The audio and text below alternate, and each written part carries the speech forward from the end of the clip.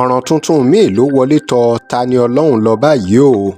Wọ́n ní bí ìyá ńlá bá gbéni ṣánlẹ̀ kékeré á máa gorí ẹni. Bẹ́ẹ̀ ni ọ̀rọ̀ Tani Olohun wá rí báyìí nítorí àwọn kan tí wọ́n pera wọn ní Mudrasat Muhammad, àwọn ni wọ́n tún pe ẹjọ́ tuntun lórí ọ̀rọ̀ Tani Olohun wípé Tani Olohun jó Quran.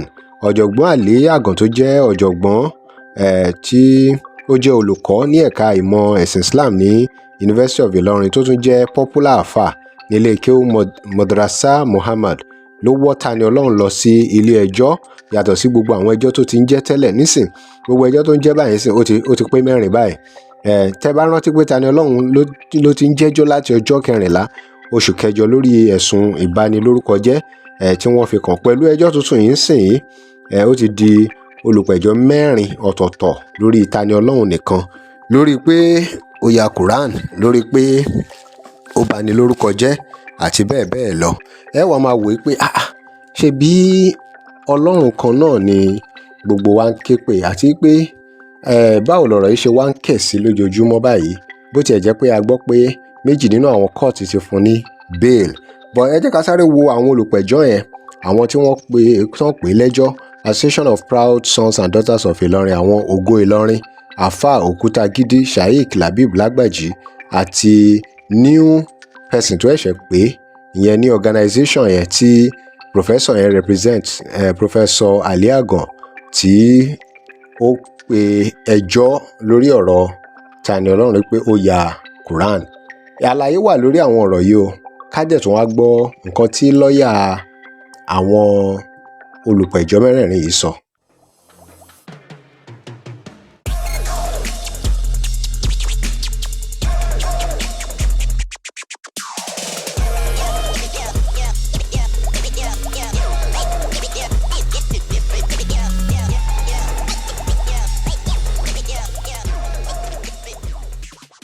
Welcome to Digi Nigeria. Remember to like, share and follow us.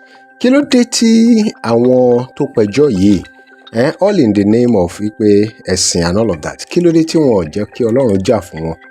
Ọ̀rọ̀ Ọlọ́run ni Quran tí Tani Olohun yà. Kí ló dé tí wọ́n jẹ́ kí Ọlọ́run fúnra rẹ̀ kó fi ọ̀rọ̀ ẹ̀ kó fi bá Tani Olohun jà? Is this not just about show of power, of connection, of showing that you are in charge and all of that? Gbogbo eléyìí ìbanilórúkọ jẹ́ ló máa jẹ́ fún Muslim, because when people begin to hear stuff like this, it gives them impression about that religion. They like trouble, they are not merciful, and people continue to say Islam is for peace, Islam is for peace. But when these things are happening, àwọn èèyàn máa rò pé ṣebí wọ́n sọ pé ẹ̀sìn àlàáfíà ni, ó ṣe tún wá jẹ́ pé wọ́n gbẹ́bẹ̀ wọ́n ṣetán pẹ̀lú bí màmá Tani Olohun ṣe lọ sunkún tó lọ bẹ àwọn àfáà yẹn. Síbẹ̀síbẹ̀ wọn ò withdraw kéèsì yìí. Wọ́n expect pé kó apology, pé kó apologize, but kò ṣetán láti apologize. Kò tí apology yẹn ò tí wá látọ̀dọ̀ ẹ̀, which we think so that might be the problem, because ó máa better kí èèyàn mọ information, kí èèyàn mọ nǹkan tó ń ṣẹlẹ̀ lábẹ́lẹ̀, because actually gbogbo pẹ̀lú bí lọ́ọ̀yà yìí ṣe sọ̀rọ̀, ẹ̀yin náà ẹ rí àwọn nǹkan tí ó sọ nípa Tani Olohun wípé ó yẹ kó ti apologize but kò tí ì apologize. So wọ́n need the apology yẹn látọ̀dọ̀ ẹ̀ gangan. Àwọn tó bá súnmọ́ kí wọ́n bá sọ̀rọ̀ kó apologize, so that ẹjọ́ yìí ò ní tún ní lọ di 5, ẹjọ́ yìí ò ní máa increase sí, nítorí kò ń ṣe nǹkan tó dáa kí Tani Olohun kó kú sí ibẹ̀ yẹn o. Ọ̀rọ̀ ẹlẹ́sìn mẹ́sìn kan ló kàn wá kàn ní Nàìjíríà báyìí. Ọ̀rọ̀ ẹlẹ́sìn ẹ̀sìn kan dájú kan lọ, èèyàn kan bá èèyàn kan lórúkọ jẹ́, ìyẹn kan ló kàn wá o.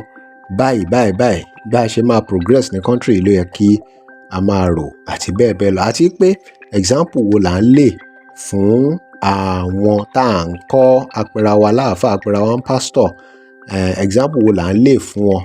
Issue ti settlement yẹn ó ti wà ń bẹ̀ láti on 23rd October tí wọ́n ti raise rẹ̀, but up till now àwọn ò tí ì gbọ́ nǹkan kan láti side Tani Olohun lórí ọ̀rọ̀ settlement.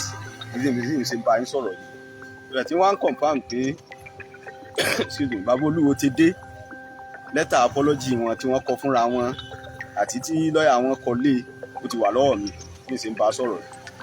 wọ́n ti fún mi láàárọ̀ yìí àárọ̀ tòní tá à ń jọ ń sọ̀rọ̀ síra wa yìí tí wọ́n sẹ́yìn pé àwọn ti gbéṣẹ́ nìyẹn. lọ́rọ̀ kan lẹ́tà apology ti Tani Olohun kò tí ì tẹ̀yìn lọ́wọ́. kí wọ́n àti ìṣègbésẹ̀ kankan. òun ló fà á tí àwọn. tí ọba sì ṣe apology látọ̀dọ̀ rẹ̀ ní tó defame personally ló gbọ́dọ̀ apologize kí gbogbo ayé ọmọ báyàn bẹ̀bẹ̀ because we need to be very careful gbogbo ayé ọmọ báyàn bẹ̀bẹ̀ kò dàbí kóun gangan fúnra rẹ̀ kó ṣetán láti bẹ̀bẹ̀ àbí kó bẹ̀bẹ̀ torí pé gbogbo àwa tá à ń bá bẹ̀bẹ̀ yìí nìsín ó lè jáde kó lóun ọ̀ràn wa ń ṣẹ́ tàbá ti wá withdraw kéèsì kí ni kó jẹ́ fèètì táwọn èèyàn wa. ẹgbẹ́ tí ò bá tètè bẹ̀bẹ̀ báyìí náà ó ṣeé ṣe kí kéèsì kan di 5. tí táwọn míì bá tún pè wá àtò àwọn dá wọn lóhùn. kí lè ro tiyín lórí ọ̀rọ̀ yìí ẹ drop comment yín remember to like comment and share this is Digi Naija thanks for watching.